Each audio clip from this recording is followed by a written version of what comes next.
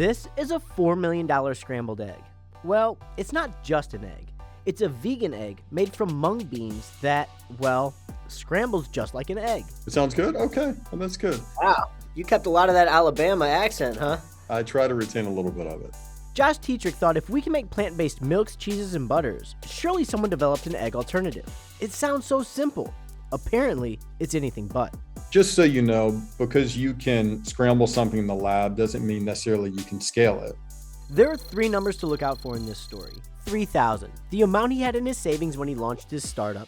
500,000, his first outside investment, and 800 million, the total amount Eat Just has raised so far.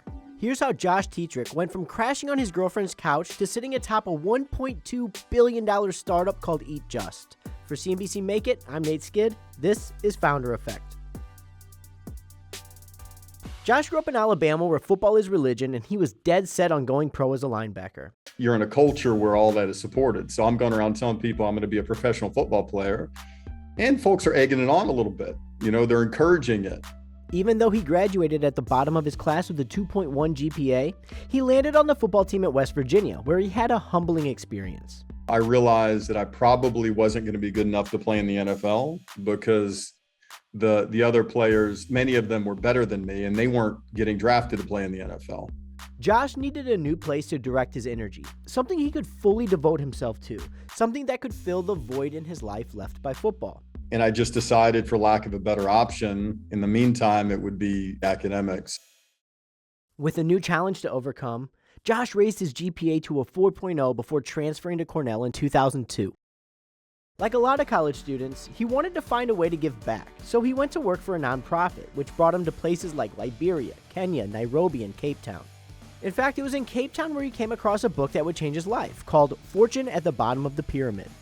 What this book says is you think nonprofits are the way to make change, but you're wrong.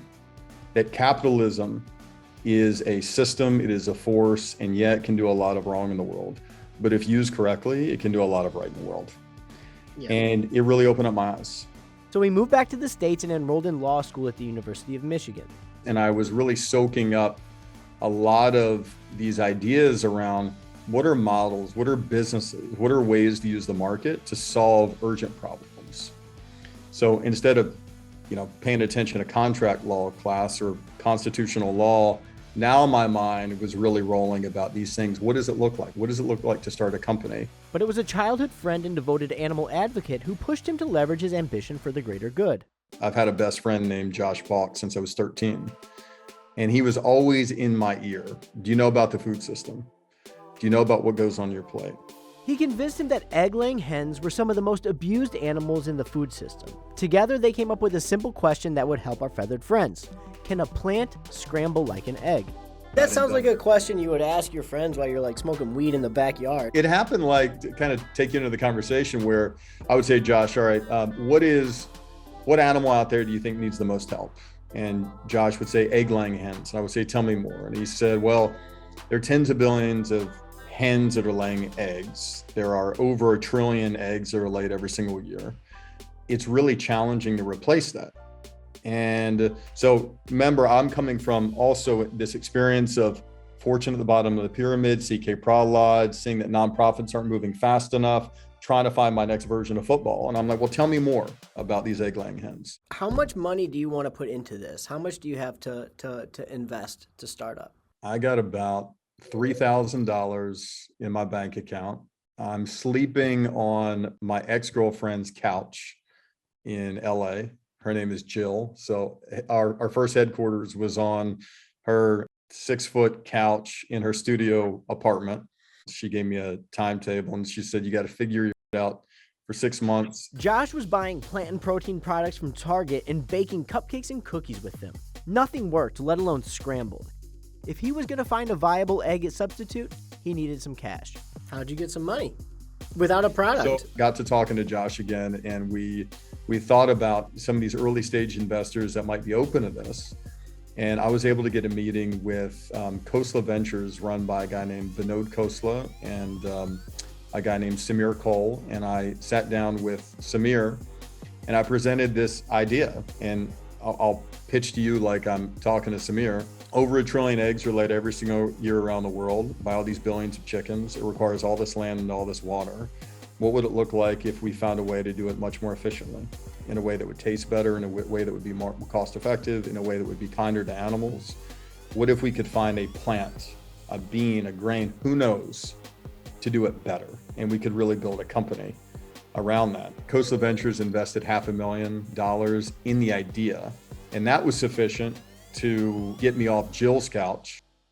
In early 2013, Josh rented a 3,500 square foot space that used to be a biker bar and got to work. His first purchases were a ladder and an oven. He needed to find a plant with similar protein and fat content as an egg, so he went on a very specific hiring spree.